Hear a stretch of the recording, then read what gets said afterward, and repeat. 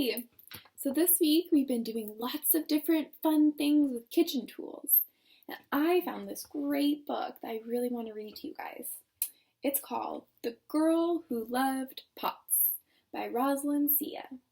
So this book has 5 chapters. So the first video, I'm going to do half the chapters, and then the second video will be the other half.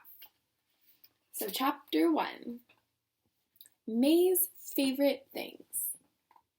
For as long as she could remember, May had loved pots. It didn't matter if they were big or little, round or flat, colored black or gray. It didn't even matter if they were for boiling, baking, or frying.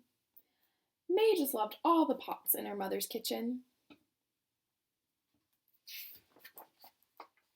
May didn't cook with the pots. In fact, she wasn't allowed to touch hot pots or go near the stove.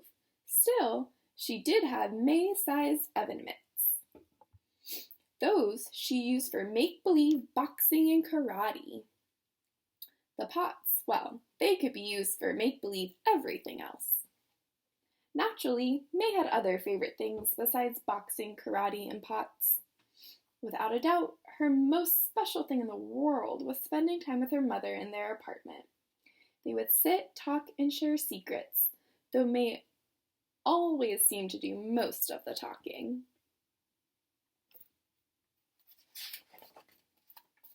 She also loved Sunshine, her blue bunny. Sunshine had been around forever and was now a little bit worn.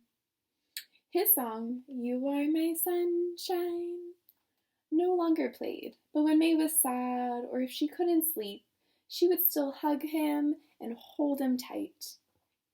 Sometimes she would sing the Sunshine song herself. Now, there was only so much May could do with Sunshine or any of her other toys. That's why she liked pots. They could be used for almost anything. Take the round ones. Her mother used them for making things like spaghetti and boiling hot dogs. But for May, they were perfect for drumming.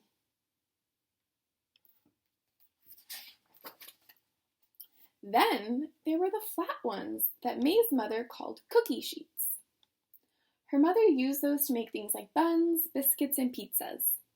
Best of all, she used them to make May's favorite snack, chocolate chip cookies. But to May and Bear, they made the perfect tabletops for their tea parties. Of all the pots, her favorite were those that fit on her head. She would wear them and march like she imagined her father the soldier did. Sometimes she'd sing along as she marched.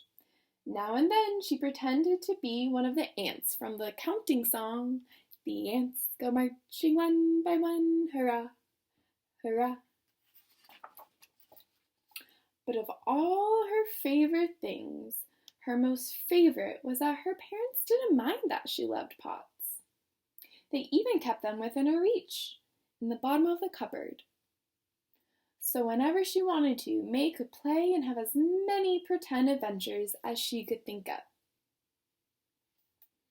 Chapter 2, Miss Josephine.